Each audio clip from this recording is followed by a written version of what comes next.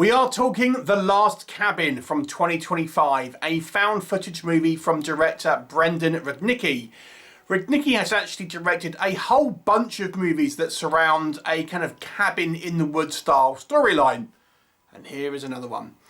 So this focuses on a small group of filmmakers who are out location shooting and trying to find, well, a cabin in the woods. And they come across one that they kind of rent out, but it seems to be a site where there is a group of masked individuals who effectively want to chop up anyone who kind of comes in this particular area. So think The Strangers on a very low budget in the style of found footage is the easiest way to kind of describe this.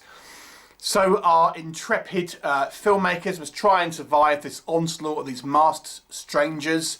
What will happen? You'll have to watch the movie and find out. So let's discuss what works in this movie's favour. I will say, as a found footage style movie, there's not that many kind of slasher ones. There is a few, but there's not a huge amount. They tend to be kind of like paranormal or UFOs, things like that. So, you know, here we have an unusual slasher found footage movie. And it really does feel like it's taken inspirations from The Strangers. We have these masked individuals who don't really speak, just kind of standing around looking ominous. So if you're a fan of that aesthetic, you know, and you don't mind a low budget, then this might be a movie for you. I will say as well, due to it being more of a slasher movie more than a, you know, paranormal ghost movie or anything like that, it's maybe a little bit more gory than I would say a lot of found footage movies tend to be, because, you know, our antagonists are attacking our protagonists with various implements, including chainsaws, you know, knives and things like that. So it's a lot of kind of like, you know, bloody wounds and things. So yes, it's a little bit more gory without being, you know, explicit necessarily, but probably more gory than I would say your average kind of found footage film. The movie kind of gives you some ideas about maybe what's kind of going on, but it's really our group of masked people are somewhat of an enigma. We don't know too much about them, we don't really know their motivations, but we are given a little bit of kind of backstory to sort of suggest that they've been doing this for a while with a few kind of different people. Why no one's really ever kind of come looking for a area where there's clearly been lots of disappearances is never really addressed, but there you go. And the story, as I say, is relatively short. It's not a long film, so it doesn't outstay its welcome. It's around about sort of 70 minutes, so it's quite a sort of snappy movie.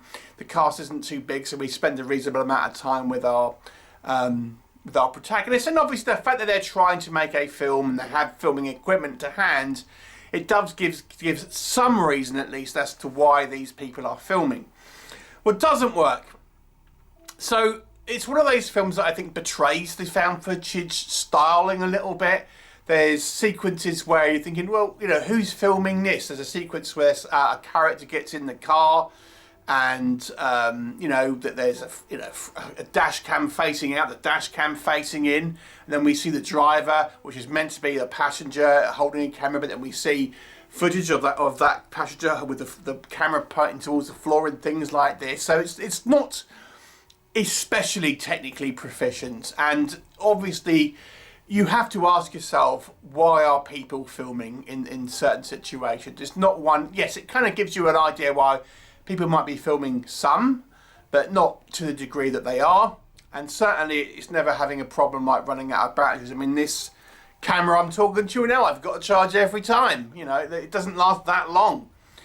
So, you know, you've got to have some sort of suspension of disbelief, I suppose, you know, in regards to this one. I have to say, I think maybe the thing that took me out the most here, the acting is sort of fairly poor, I would say. I'll give you an example. The first kind of like violent interaction we have with these kind of masked individuals, we get one guy who's like some sort of producer sort of turns up, and he goes out and faces these three masked individuals who he assumes are just local kids messing around, and he ultimately gets killed. Now, kind of the lack of response by these people, by our protagonists. Again, it's just like, you know, people would be panicking, people would be like, you know, running for their lives, but there's really very little reaction, things like this. And it's just the kind of like the whole keeping yourself in frame while you're talking to different people and things like that.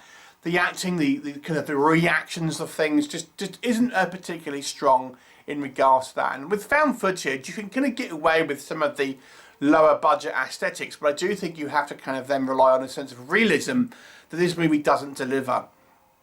I think the movie seems just kind of quite cheap. These masks, I mean, one of them I have literally seen on Temu. You know, I guess killers need to get their masks from somewhere, you could potentially argue, but you know, it's relatively sort of cheap looking. And